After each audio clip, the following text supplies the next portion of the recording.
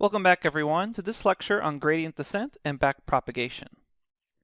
If you've dabbled in machine learning before, or if you've even looked at some online articles, you've probably already heard of the term gradient descent. Let's quickly go over it with a high-level overview and then discuss backpropagation.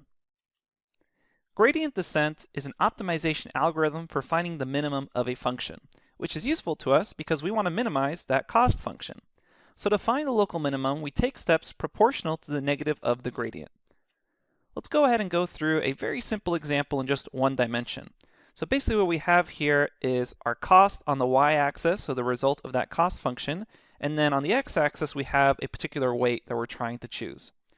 So remember, we end up choosing a random weight in the beginning. So let's say that blue point initiates that random weight that we chose. And we want to somehow choose a weight that's going to minimize that cost. And we can see here just visually in one dimension, that's basically at the bottom of that parabola. So the way gradient descent works, in just a high-level overview, is that you end up taking the gradient, which we know is the derivative of the function at that point, and then seeing which way it goes in the negative direction. And then we end up taking, step by step, a descent along that gradient until we finally see that we get that minimum in our cost. So we see here just visually what the parameter value to choose to minimize our cost is.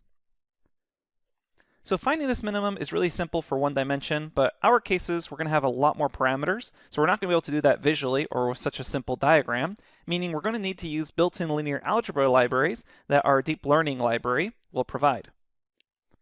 Using gradient descent, we can figure out the best parameters for minimizing our cost. So for example, finding the best values for the weights of the neuron inputs. And we're going to go a lot more into the mathematics behind gradient descent when we actually go through the math example. So now we just have one issue to solve, and that is how can we quickly adjust the optimal parameters or weights across our entire network? In that one example, we just showed for a single weight. But what if we want to actually go and then fix all the weights or adjust all the weights for the entire network? And that's where backpropagation comes in. Basically, backpropagation is used to calculate the error contribution of each neuron after a batch of data is processed. And it relies heavily on the chain rule from calculus to go back through the network and calculate these errors. And the way backpropagation works is just it calculates the error at the output and then distributes back through the network layers. And it requires a known desired output for each input value. And remember, that's supervised learning. We need some sort of comparison to actually get that error. So the implementation of backpropagation is going to be further clarified when we dive into the math example because it really relies heavily on the chain rule and derivatives, and it's not something that really works with slides. So instead, we'll kind of show you by hand how this entire process works.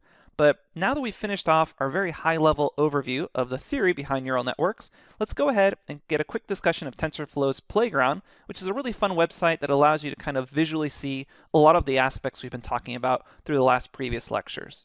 Thanks everyone, and I'll see you at the next lecture.